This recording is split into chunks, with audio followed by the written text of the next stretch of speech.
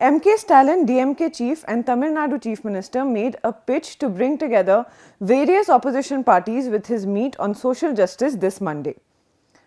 Representatives of 19 opposition parties gathered and spoke at the meet on factors that will shape opposition unity in the run-up to Lok Sabha 2024. Hello and welcome to Opposition View, the Print's new political show where we'll get you insights on India's opposition parties and its strategies. In our first episode, we'll discuss three things that Stalin's social justice meet tells us about opposition unity. நிலையான அளவுகோல் அல்ல. இன்று ஏழையாக இருப்பவர் நாளை பணக்காரராகலாம். இன்று பணக்காரராக இருப்பவர் நாளையே ஏழை ஆகலாம். பணம் இருப்பதையே ஒருவர் மறைக்கலாம். எனவே இது சரியான அளவுகோல் அல்ல. உயர் சாதி ஏழைகள் என்று சொல்லி இடஒதுக்கீடு தருகிறது பாஜக அரசு. இது சமூக நீதி அல்ல. No census if no caste census. Let's boycott the census. Because why do we need numbers? Numbers have a chemistry, numbers have a psychology, numbers have attraction. We need all these three. आज आवश्यकता है कि शोषणकारी व्यवस्था की समाप्ति और संपन्नता के प्रति के लिए सामाजिक न्याय की शक्तियां संगठित और सशक्त हों। इसके लिए परस्पर विमर्श, कार्यक्रम तथा संघर्ष का रास्ता ही बचता है। The first thing that Stalin's meet tells us is that each opposition party and regional satrap will raise an issue that is a part of its own narrative against the BJP and that has resonance in their own areas of influence. For example, social justice was Stalin's pitch, and at the meet, he spoke of his party's stance against the EWS quota. Similarly, the Rashtriya Janata Dal, the RJD from Bihar, raised the issue of caste census and suggested boycotting a nationwide census if done without caste parameters. The Congress's Virappa Moily said that he supported Stalin's efforts.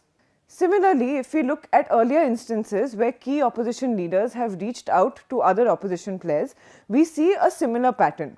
For example, Mamata Banerjee's pitch against the BJP in Bengal has been the alleged crunch of funds that the state has to face because of what she terms as a vindictive centre, and it's been an issue that her party has raised in all opposition forums.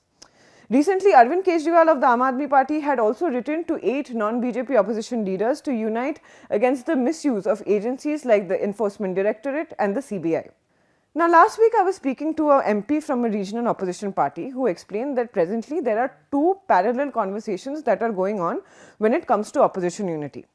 One is the conversation that all parties are having with the Congress, which is the single largest opposition party in the Lok Sabha, and the second is a conversation that all these parties are having among themselves.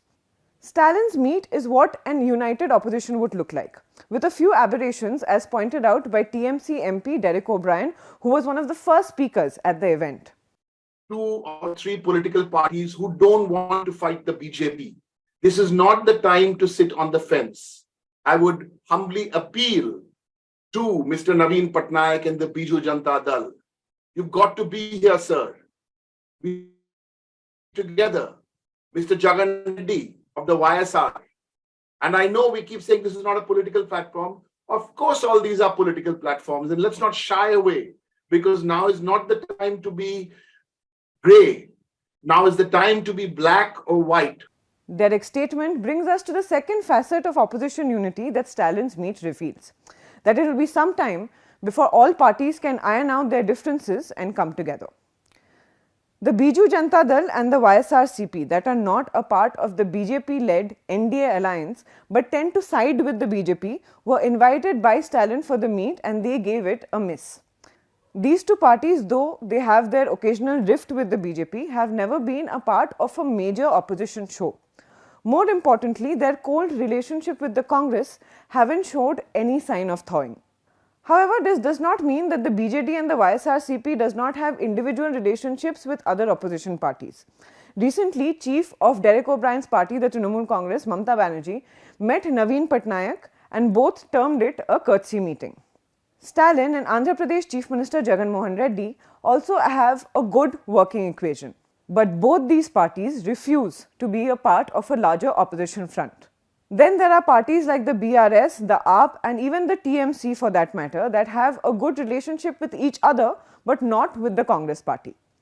Around the time that Mamta met Naveen Patnaik, she also met Akhilesh Yadav of the Samajwadi Party and H.D. Kumaraswamy of the JDS. At the start of the video, we showed you Akhilesh's appeal for all parties to come together. But sample what he said after his meeting with Mamta just last month. आपसे बेहतर कौन जानेगा? हम न बताएं उसके बाद भी आपको पता है. अगर आप प्रदेश देखें तो ज्यादा सांसद वही चुन करके आएंगे, जीत करके आएंगे जो न कांग्रेस के साथ है न बीजेपी के साथ. But it's important to note that both Akhilesh and Mamta came out in support of Rahul Gandhi after he was disqualified from Lok Sabha. So the third factor that opposition unity will depend on will be, as an opposition MP put it, the graciousness of the Congress party. The leader said that opposition unity is not just a switch that can be turned on anytime. Citing examples of the way the Congress has dealt with regional players who also have national ambitions, like the BRS in Telangana, the TMC in West Bengal and the AAP in Delhi and Punjab, the opposition MP said that the party has always had a certain degree of arrogance, his words not mine, when it comes to negotiating alliances. The fact that Rahul Gandhi has welcomed the support of all the parties which condemned his disqualification from parliament is a step in the right direction. Presently, the Congress is claiming that the opposition has united on Rahul's disqualification and using the presence of 17 opposition parties at a dinner at Congress President Mallikarjun Kharge's residence last week to prove its point. कल शाम को जो बैठक हुई उससे भी साफ है कि 19 राजनीतिक दल एक आवाज में कह रहे हैं कि लोकतंत्र खतरे में है और हमें एक होकर, एकजुट होकर इस तानाशाही सरकार का सामना और तानाशाही सरकार का मुकाबला हमें करना है. ये वक्त की मांग है और हम इससे पीछे नहीं हटेंगे. When you speak to Congress leaders privately, however, they are cognizant of the real picture, that the support from parties antagonistic towards the Congress like the BRS, AAP or TMC is issue specific. It does not indicate willingness by the leaders of any of these parties to play second fiddle to the Congress in their states or even nationally. And as per party sources, the Congress is also unwilling to offer support to any of these parties in the key areas where they are being attacked by the BJP. Once again, let's take the BRS example, the ruling party in Telangana led by CM K Chandrasekhar Rao. KCR's daughter K Kavita is currently under the ED scanner for the Delhi liquor policy case, but the Congress hasn't said a word in her support. In fact, the Congress even skipped a protest for the women's reservation bill in Delhi organized by Kavita, even though the bill itself is seen as a Congress brainchild. When asked why issue-specific support could not be extended, a Congress leader said, and I quote, "It's because I'm spewing venom against KCR in Telangana right now."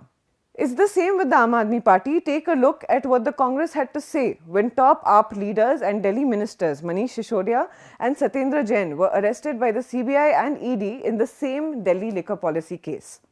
Manish Sisodia की गिरफ्तारी ने साबित कर दिया है कि जो Congress party लगातार आरोप लगा रही थी कि आम आदमी पार्टी द्वारा शराब नीति ला करके इस दिल्ली को लूटने का काम किया गया है, महाभ्रष्टाचार इसमें हुआ, आज ये पूरी तरह से साबित हो रहा है.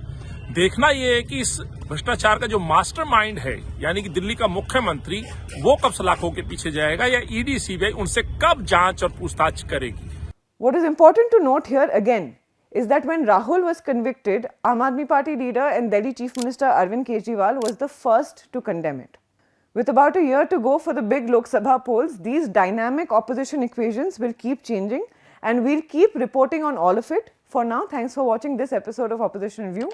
We'll be back next week with a new episode.